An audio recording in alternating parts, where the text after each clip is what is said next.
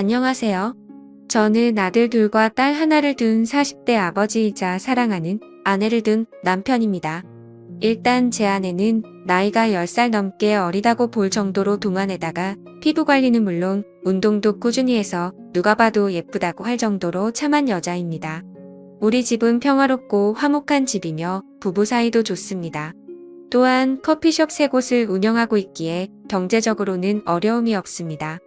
그러나 2년 전 평화롭던 우리 집에 청천벽력 같은 사건이 벌어졌습니다. 그건 바로 아내가 신내림을 받게 되었던 거죠.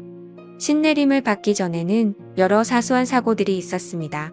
막내가 아파트 내에서 인라인 스케이트를 타다가 차와 부딪히는 사고라든지 저 자신이 고속도로에서 운전을 하던 중 3중 추돌 사고를 당하는 등의 누구나라도 일어날 법한 그런 사건이 발생했었습니다. 또한 아파트 윗집에서는 물이 센 적이 있어 집 천장을 수리하는 일도 있었던 거죠.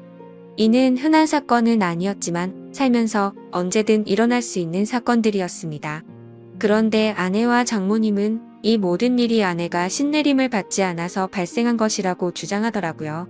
처음에는 믿기 어려운 말에 대해 의심을 했지만 크고 작은 불운한 일들이 계속해서 일어나자 아내와 장모님이 불안한 마음에 점을 보러 다니고 있습니다.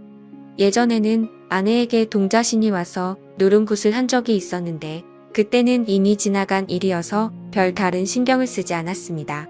그러나 이번에는 무당을 찾아간 아내와 장모님이 들은 얘기에는 소름이 끼쳤습니다. 무당은 아내의 사주가 신내림을 받아야 하는 사주라고 말했습니다. 아내의 사주에는 원진살, 상문살, 형살, 백구살 등 흉한 부분이 많아 영매를 해야 하는 사주로 판단했다고 합니다. 또한 아내의 사주에는 여자 형제의 영혼이 깃든다는 축토와 6대조부 영혼이 깃든다는 경금이 있는데 이런 경우는 본인이 무병이 생겨 흉한 일을 겪을 수도 있고 본인이 흉한 일을 겪지 않으면 다른 가족에게 영향을 미쳐 다른 가족이 다치거나 죽어나간다고 했습니다. 무당은 신내림을 받아야 하는 사주를 가진 사람이 신내림을 받지 않는다면 신을 부정하고 노하게 만드는 일이라며 그로 인해 좋은 신이 악하게 변해 주변 사람을 치고 다닌다고 설명했습니다. 따라서 신내림을 받을 때까지 불운한 상황을 계속 당하게 되고 사람이 죽어나가는 것이라고 말했습니다. 우리가 몇 개월 사이에 이런 사고를 겪은 것도 다 이런 이유 때문이라며 끝까지 신내림을 받지 않고 버티면 이것은 단지 시작에 불과하며 앞으로 다가올 큰 일을 감당할 수 없을 것이라고 강조했습니다. 그러나 신을 받아들이고 인정하면 현재의 가정이 깨지지 않고 신을 모시며 일상생활이 계속 가능하다고 말했습니다. 그렇지 않으면 앞으로 무슨 일이 일어날지는 아무도 모른다고요. 처음에는 말도 안 되는 소리라고 했지만 듣고 보니 마음이 흔들렸습니다. 그리고 무엇보다 나중에 안 좋은 일이 계속 닥친다면 지금 이 얘기를 듣고 그냥 웃으면서 제 자신이 너무나 원망스러울 것 같았습니다. 말도 안 되는 미신이다. 그럴 리가 없다. 사람 앞 일은 자기 하기 나름이다. 수도 없이 생각했지만 문득 아무리 노력해도 풀리지 않았던 일들이 떠오르면서 어쩌면 그게 운명이고 그들이 말하는 사주팔자일지도 모른다는 생각이 들더군요. 제가 선뜻 결정을 내리지 못하자 장모님이 그러시더군요. 무당 말 무시해서는 안 된다고요.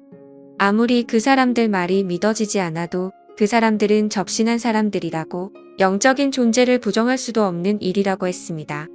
쉬운 선택은 아니겠지만 결국 한 번은 거쳐가야 할 일 아니겠냐고요. 신내림을 받고 산속으로 들어가서 무당이 되려는 것도 아니고 가정 깨지지 않고 일상적인 생활이 가능하다고 하니 한 번만 믿고 내린 붓을 받아보자고 했습니다. 물이 엎질러진 후에는 후회해도 소용없는 일이라고요. 들어보니 장모님 말씀도 완전하게 틀린 말씀은 아니다 싶었습니다. 그게 사실이든 아니든 일단은 안 좋은 일이 생길 수 있다니 그건 맞고 보자 싶었지요. 그래서 저는 신내림은 어떻게 하면 되는지 비용은 얼마나 드는지 알아보기 위해서 아내와 함께 직접 신내림을 해준다는 무당을 찾아갔습니다.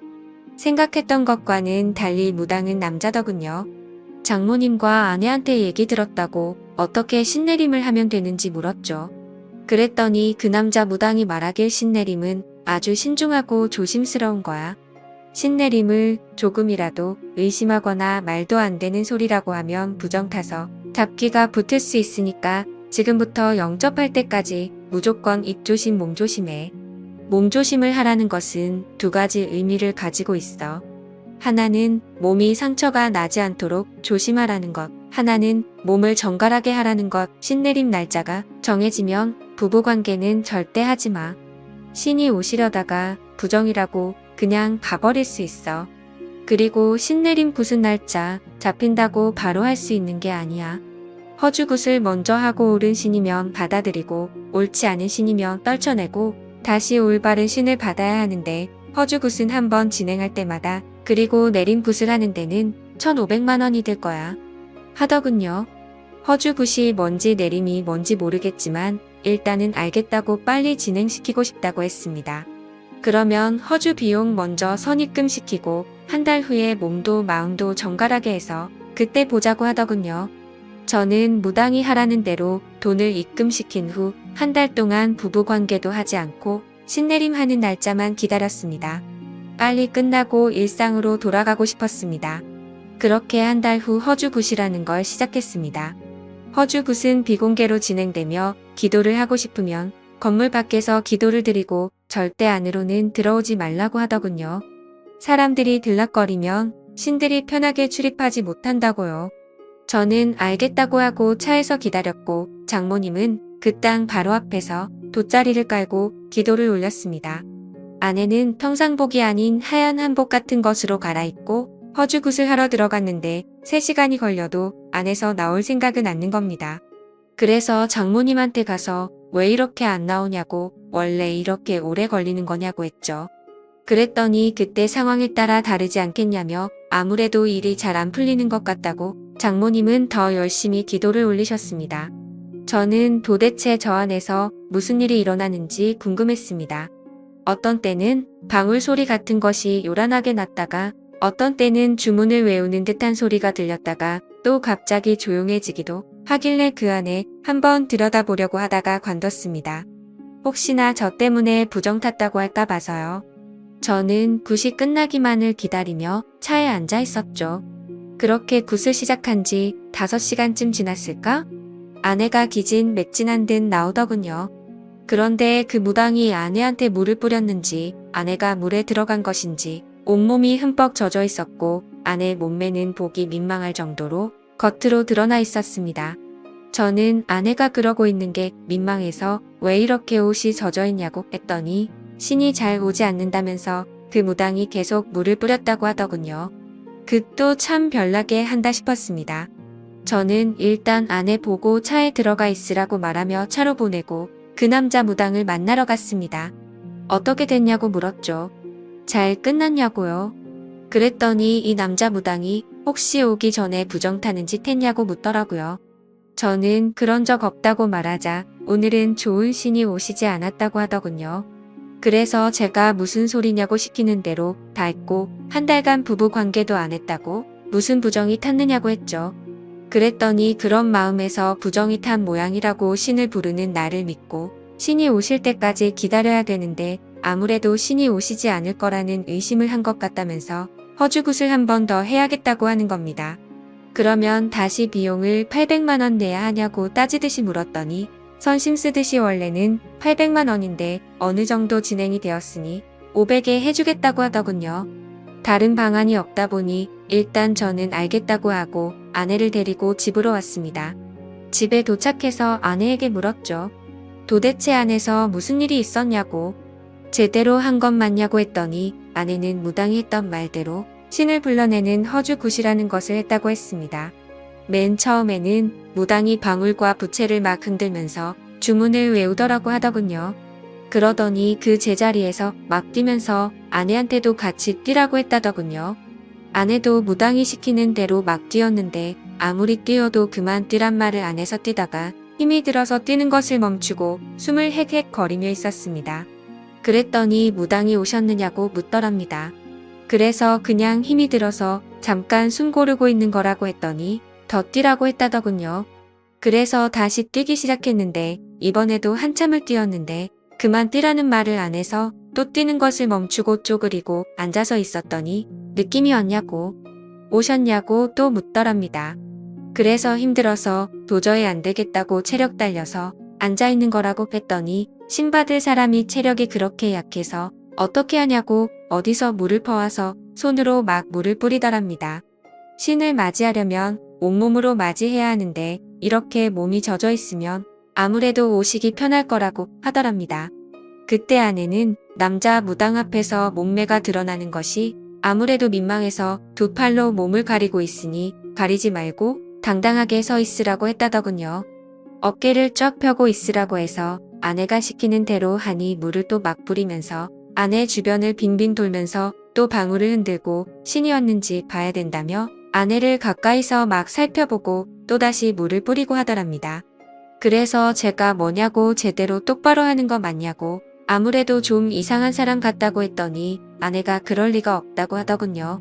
그 사람 진짜 유명한 무당이라면서 전국의 유명한 무당들 다 그 사람한테 신내림 받은 제자라고 했습니다. 그러니 한치의 의심도 하지 말고 일단 믿고 가보자고 했습니다. 그래야 신을 받아도 제대로 된 신내림을 할 수 있지 않겠냐고 하더군요. 굿을 하는 동안 아내가 잠깐 딴 생각을 하니 무당이 바로 그것을 눈치채고 얘기하더랍니다. 나쁜 신을 받으면 집에서 생활하는 것조차 어려울 수 있으니 굿을 하는 동안은 머릿속을 완전히 비우고 생각도 비우라고 했답니다. 그렇게 남자 무당이 제 아내에게 물을 뿌리고 아내를 잡아먹을 듯이 노려보고 또다시 물을 뿌리는 과정을 몇 시간 동안 진행하더니 신이 오신 것 같다고 말했답니다.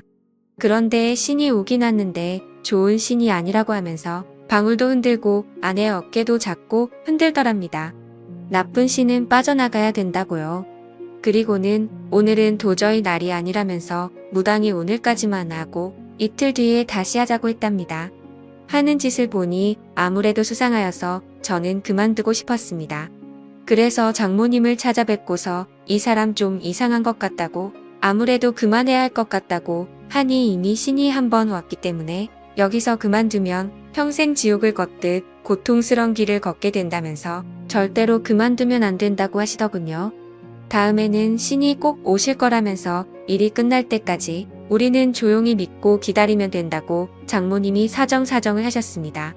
저는 엄청 내키지 않았지만 장모님께서 저렇게 부탁을 하시니 한 번만 더 지켜보자 싶어 알겠다고 했죠. 그리고 이틀 뒤 다시 장모님과 함께 아내를 데리고 그 무당이 있는 곳으로 갔습니다. 이번에도 아내는 그 무당이 갈아입으라고 준 옷을 갈아입고 굿을 하는 방으로 들어갔습니다. 이번에도 굿은 비공개로 진행이 된다고 하더군요. 아무도 들어오지 말라고 문 밖에서 기다리라며 온 정성을 들여 기도를 하라고 했습니다. 저보고도 가만히 보고 있지 말고 같이 기도를 올리라고 하더군요. 저는 알았다고 대답만 하고 기도는 올리지 않았습니다. 그렇게 무당은 아내를 데리고 들어가더니 또 방울을 흔들며 큰 소리로 주문을 외우면서 난리 법석을 떨었습니다. 그러다가 방 안이 조용해졌습니다. 또 물을 뿌리고 있는 건가? 물 뿌리고 몸을 훑어보고 있는 건가? 저는 온갖 상상이 다 들었습니다. 장모님은 자리에 앉아서 열심히 손바닥을 비비고 계셨는데 저는 그대로는 도저히 있을 수가 없어서 굿하는 방을 들여다보기 위해서 방 옆으로 나 있는 창문을 들여다봤죠. 방 주변은 대나무로 가려져 있고 흰 창 같은 것을 막 둘러서 안이 잘 보이지는 않았지만 빈틈으로 자세히 들여다보니 방 안의 모습이 조금 보이더군요. 저는 숨을 죽이고 그 안의 모습을 계속 엿보고 있었습니다. 역시나 그 무당은 지난번처럼 바가지에 물을 퍼와서 아내의 몸 구석구석 물을 뿌리고 있었습니다. 아내의 몸은 이미 물에 젖어서 몸이 적나라하게 드러나 있었고요. 이걸 어떻게 해야 되나? 그만두라고 해야 되나? 머릿속이 복잡해지고 있는데 그 남자는 아내의 몸에 눈을 떼지도 않고 아내 주변을 빙빙 돌고 있었습니다. 그러면서 아내의 어깨를 잡고 등을 밀며 어깨는 펴고 가슴을 내밀라고 하더군요. 아내가 시키는 대로 하니 그 남자 무당은 아내 앞에 무릎을 꿇고 앉아서 아예 대놓고 아내의 몸 구석구석을 훑어보고 있었습니다. 그러면서 오셨냐고 물었고 아내는 잘 모르겠다고 아무 느낌이 없다고 했습니다. 그랬더니 그 남자 무당은 머릿속을 비우고 마음을 편히 먹으라면서 아내를 어루만지며 손으로 천천히 쓸어내리고 있었습니다. 아내의 몸에 손을 대는 걸 보니 정말 미칠 것 같았습니다. 저는 당장이라도 그만두라고 소리치려고 하다가 아무래도 하는 짓이 수상해서 동영상을 찍어두었습니다.